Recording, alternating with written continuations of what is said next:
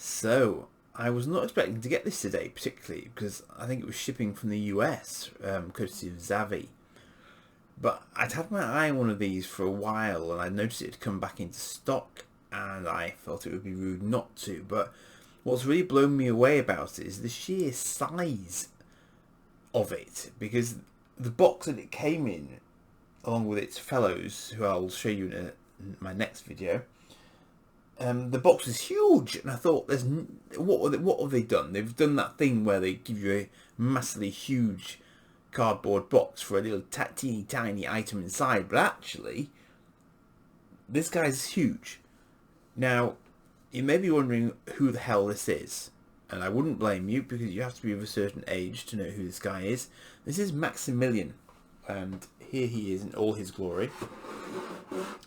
And as you can see, he's a big action figure. I've got a spare head in here for him. I think I've got shields that are designed to sort of show when his blades are spinning around. There's some sort of electrical stuff, and as you would know by now, I generally do unboxings, but I'm kind of in two minds as to whether I should get him out, because I think these are relatively unusual pieces to have, and I'm kind of wondering whether or not the collector in me should override the child in me and actually hang on to him. A little bit of background if you're completely unsure of what on earth this is and why it has any sort of significance for me.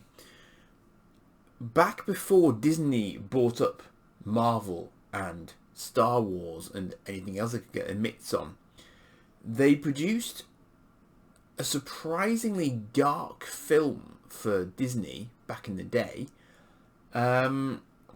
called The Black Hole. And as you might imagine, it involves a black hole in space. And this chap was not a good guy, basically. He was a very, very tough, sort of sentry kind of robot who was bigger than pretty much any of the other robots in the film. And he was formidable. He was a match for pretty much all of them going, and the film gets quite surreal towards the end. I won't spoil it for you should you wish to catch it. I'm sure it's on Disney Plus. I'm pretty sure I've seen it on Disney Plus, so I'm not going to spoil it for you. But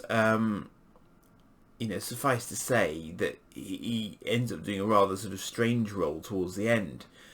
But growing up, I remember him so clearly from growing up, because he was probably the first on-screen robot that I saw that had sort of real character, and he didn't walk or trundle, he floated, which at that point in time was mightily impressive on the special effects front.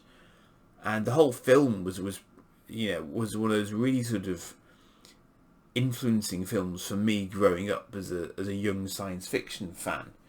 And this is just terrific. I mean, I've no idea who came up with the idea of this. These are Diamond Select toys. I've seen them mentioned before now, but as I say, this is the first time I've actually managed to get my hands on one, or indeed seen one in the flesh to get the size of it, because this is really nice as well. They've gone to a lot of trouble with the back packaging there, and I think it's got this sort of that this is actually in the box as a sort of diorama for him to sit in, which is lovely. A really nice bit of effort on their part. But as you can see, modern Disney logo down there, even though it's such an old film, it's terrific that they've thought to do this, because for people of my age, it was one of those really sort of seminal films when there really weren't that many science fiction films out at all. And for Disney to choose to do something like that, which was live action, it's not animated, it's live action all the way through, it was a really brave thing for them to do. Some really good sort of physics involved with it as well. I mean, fair dues to them, it was a really cracking film.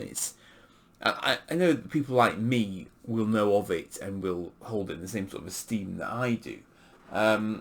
and I'm just really glad that I've managed to get hold of this when it had been so difficult to get them. But as I say, I'm just sorely tempted to just keep it in the rather lovely box as it is, and you know, sort of tuck it away somewhere really.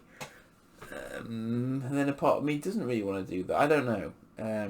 Thoughts in the comments, please, on whether or not I should actually open it up and have a proper sort of look at it, or whether I should keep it minty fresh in the box, which would be slightly unusual for me, I have to admit. But you know, I could not give in to temptation, and I could just leave it in the minty box. Or maybe I could get another one and open that one instead. But that would require, yes, that would require more investment than perhaps I was planning on. It has to be said. But anyway, so that is Maximilian. He was an evil robot, but he was a very, very cool robot back in his day. And I'm sure he's inspired more robots since then. I mean, hell, he could even have inspired this. Actually, he probably came slightly. I'm trying to think whether he came before or after Cylons from Battlestar Galactica, because he's got a bit of a red visor vibe going on. So I'm not quite sure which would have come first. But they are similar eras. Anyway, so that's Maximilian, and I have to laugh because until I actually came to buy him, I always thought that he had two L's in his name for some reason. He's only actually got one. But there you go, little things.